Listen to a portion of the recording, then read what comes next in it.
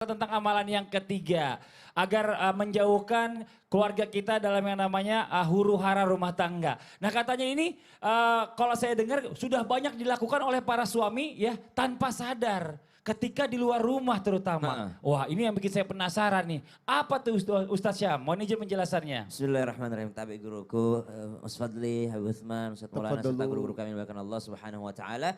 Bismillahirrahmanirrahim. Alhamdulillahirabbil alamin. Wassalatu wassalamu ala asyrafil anbiya'i wal mursalin sayyidina Muhammadin wa ala alihi wa sahbihi ajma'in. Asbahna wa asbahal mulku lillahi rabbil alamin. Subhanaka la ilma lana illa ma 'allamtana innaka antal alimul hakim. Rabbi shrah li sadri wa yassir li amri wahlul 'uqdatam min lisani yafqahu qawli waj'al li waziran min ahli. Amin amin amin ya rabbal alamin. Maka amalan yang ketiga yakni tidak memboikot atau mendiamkan istri ketika di luar rumah. Baik di dalam rumah ataupun di luar rumah. Maka subhanallah ada satu sunnah daripada baginda Nabi SAW. Jadi kalau kita lihat yang disusun oleh Imam Bukhari radhiyallahu anhu warda, beliau menyusun hadis-hadis daripada baginda Nabi SAW. Salah satu babnya di situ adalah bab begadang menuntut ilmu. Dan salah satu hadis yang ada di dalamnya adalah ketika Sayyidina baginda Nabi SAW itu bermalam di rumah Maimunah. Ketika bermalam di rumah Maimunah, maka subhanallah mereka terdengar mengobrol dulu atau berbicara dahulu, lalu kemudian baginda Nabi tertidur. Maka para ulama bertanya atau ditanyakan, kok bisa hadis seperti ini dimasukkan dalam bab menuntut ilmu? Seakan-akan Imam Bukhari ingin mengatakan ngobrol dengan istri itu adalah pahalanya sama dengan menuntut ilmu. Subhanallah. Sama dengan pahalanya bermajelis. Kenapa? Karena memprioritaskan kebahagiaan keluarga. Memprioritaskan kebahagiaan istri. Banyak di antara kita yang memprioritaskan kebahagiaan di luar sana. Orang lain, wow kalau jalan sama orang lain seru banget. Wah nyambung gitu ngobrolnya. Tapi ketika ngobrol sama istri, malah istrinya didiamkan atau tidak diajak ngobrol. Subhanallah. Yang kedua, Ibunda Aisyah pernah bercerita kepada baginda Nabi SAW.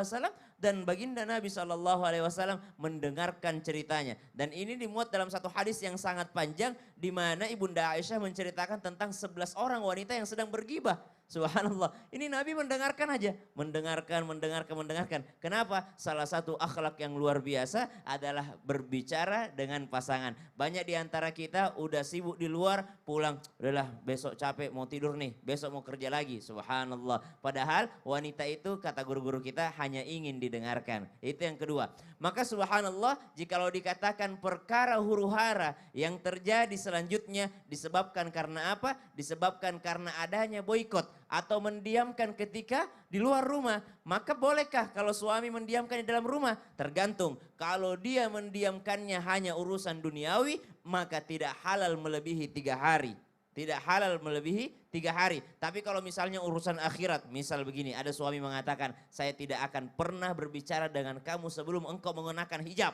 Saya tidak akan pernah berbicara denganmu sebelum engkau melaksanakan ibadah sholat 5 waktu. Maka boleh-boleh saja karena ini menyangkut akhirat. Tapi kalau menyangkut urusan duniawi dan pribadi, maka tidak dihalalkan bagi seorang suami mendiamkan istrinya dengan alasan apapun kalau itu adalah urusan duniawi. Maka subhanallah, kita coba perhatikan apa yang dilakukan Rasulullah SAW sebagai suami. Bagaimana baginda Nabi SAW mendengarkan cerita Ibunda Aisyah. Bagaimana Imam Bukhari menggolongkan mendengarkan cerita daripada istri. Ngobrol dengan istri sebelum tidur adalah subhanallah bagian daripada menuntut ilmu. Bab begadang menuntut ilmu itu dimasukkan di dalamnya yakni ngobrol dengan istri. Maka tidak diperbolehkannya mendiamkan istri. Wallahu ta'ala alam. Komunikasi. Masya Allah luar biasa. Jadi nggak boleh ngediamin begitu. Apalagi kalau lagi di luar.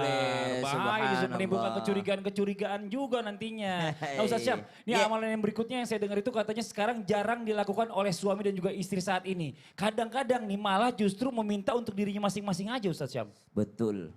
Kalau dikatakan jarang, ini memang jarang dilakukan. Kalau Ustaz Syam sama Jihan ngelakuin ini enggak? Ini mah prahara rumah tangga jangan dibongkar di sini, rahasia dong. Gimana? Main-main rahasia, ini kan dakwah, kita harus menyampaikan supaya jadi contoh buat yang lain.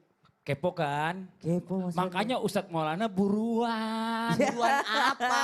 Ustadz Maulana tuh buruan. Buruan apa? Iya buruan. Ustadz Maulana kadang-kadang suka kayak apa ya? Kayak kura-kura di atas perahu. Tahu nggak? Maksudnya? Pura-pura tidak tahu. Iya. Yang di rumah jangan kemana-mana ya. Kita akan segera kembali lagi menemukan jawabannya. Tetap di Islam itu indah. Jamaah. Oh jamaah. Alhamdulillah. Apa sih buruan-buruan? Pura-pura begini. Oh, apa sih?